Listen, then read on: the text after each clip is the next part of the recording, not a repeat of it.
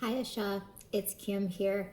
And I first just wanted to start by saying thank you so much for the nice things you said on my discussion post. I really appreciate it and have really enjoyed working with you on our project. It was a lot of fun. I also love the fact that we did the same, we selected the same cultural group to focus our discussion post on and had two completely different perspectives, which is why I really like this so much.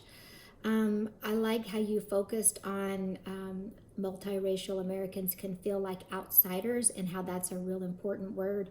Being feeling like they are marginalized. But the thing I really liked the most was how when you responded to what I talked about with the boxes, checking the boxes, you had mentioned there were two different ways to look at it. And I love how you always find something positive and uplifting in any of these scenarios. Like you mentioned, you could look at it as, oh, I'm special, I get to check more than one box, or look at me, I can do something different, as opposed to I only can, I don't fit into any box.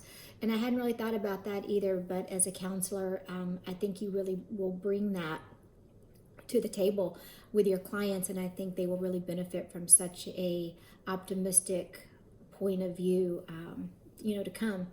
I also agree with you that race shouldn't be such a central focus in everything that we do, and rather we should focus on humanity and things like that we are as human beings, and how we have things in common collectively, and not centrally focus on race.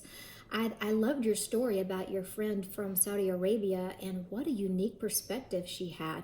Um, Having only lived in America my entire life, I didn't know that race wasn't a central focus. I hadn't really thought that we put so much emphasis as Americans on race in every single aspect of our lives and everything that we do. And I just thought that that was really interesting that you had that perspective from somebody else to reflect on and to think about. And it's impacted you, not only in your personal life, but in school as well. I read an article from the authors Pittman et al. Titled Interracial Couples at Risk, Discrimination, Well-Being, and Health.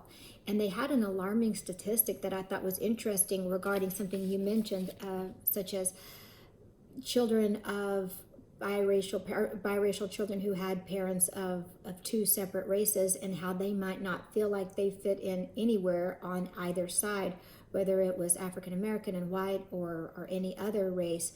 And I would think as children that might be difficult to identify, to figure out which group you identify with, especially if within that own group you're not accepted or perceived as you belong to this group. And this article talks about how it says, excuse me here,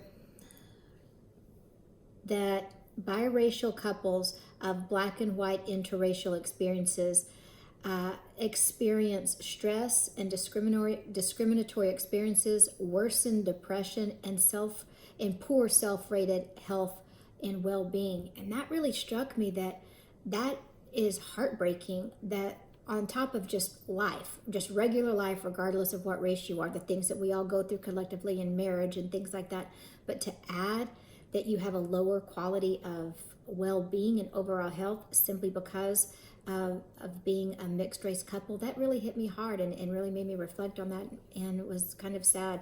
So I hope more people are like you, Asha, and focus on humanity and all the things that collectively we have in common, rather than focusing on race. But thanks for your post. Enjoyed it very much.